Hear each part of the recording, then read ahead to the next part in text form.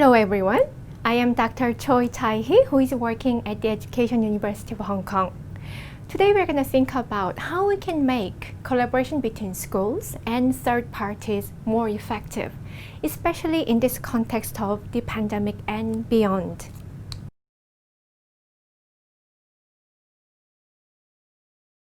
Scholars say the pandemic has changed the way millions are taught across the globe. Many countries have turned to homeschooling using interactive apps or through live television broadcasts. It has also brought multiple parties together to provide this homeschooling. They include states, publishers, educational practitioners, infrastructure, and mobile network providers. This collaboration will be a new grammar for public schooling. However, interestingly, this collaboration between third parties and schools is not new. Since 2000, the Education Bureau has invited third parties to work together with schools. They wanted to address ever-diversifying needs of students, to help implement different reforms, and to reduce teachers' workload. How do teachers feel about this collaboration? According to a survey conducted in 2017 with 18% of public schools in Hong Kong, most teachers found this relationship very useful and helpful.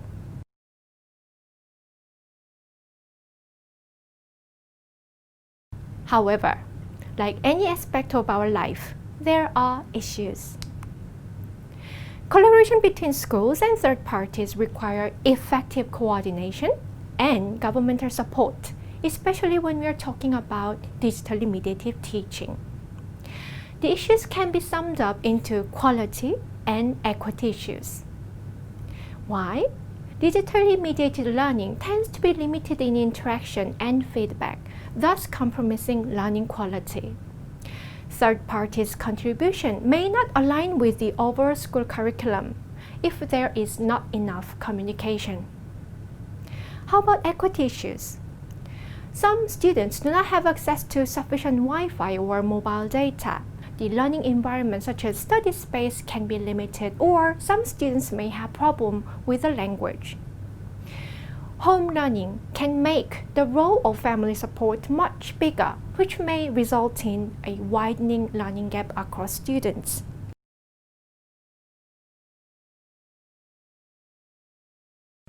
So, are there some solutions? Yes, there are. I have conducted a study on this collaboration for the past 5 years, and I have produced this report which talks about quality management and equity issues. The successful schools suggested a cycle of steps to ensure the success. The phases concern identifying the right partners, writing a proper contract, monitoring implementation, and conducting evaluation and sharing the results.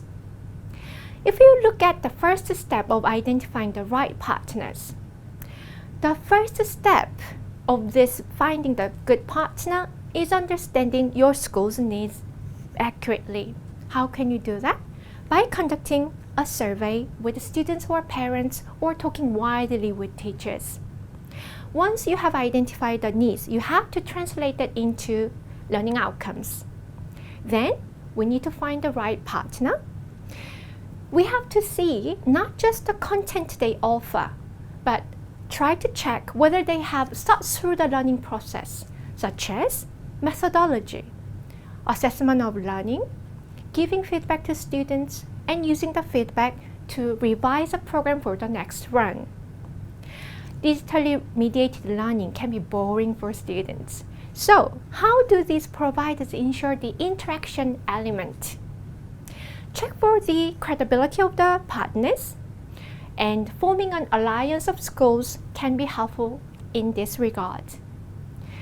Other strategies are shared in the booklet, so please look at the booklet from the website. How about equity issues? The equity issues can be ensured from students and teachers' perspective. Students we need to make sure that they learn each one of them to their fullest potential. How can you do that? We need to regularly check whether there are disadvantaged students, especially when there is a major change such as this pandemic. So, we need to check out whether everybody is okay. If there are some particular groups that need support, we need to provide necessary customized support. When we are doing that, we also ensure that they do not feel that they are inadequate in any ways. And also, providing the opportunity for this group of students to express their concerns can be very helpful. We shouldn't forget about teachers. This kind of changes can create a lot of workload, and we have to provide necessary support, professional development, or workload-wise. If we invite teachers from outside, we have to make sure that students express their due respect to them, and also they are given proper support from the schools so that they can exercise their full professionalism. After all, what is the key of this success for collaboration? It is that we remember when we are working together with outsiders, we are not giving this responsibility to the others, but the responsibility still lies with us.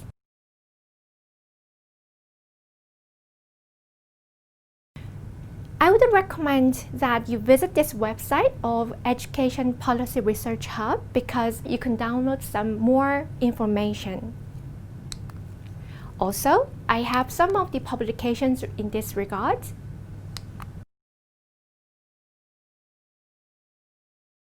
We have considered how we can make sure that the collaboration with outsiders in this context of pandemic can be successful. I would like to leave this talk with these two questions.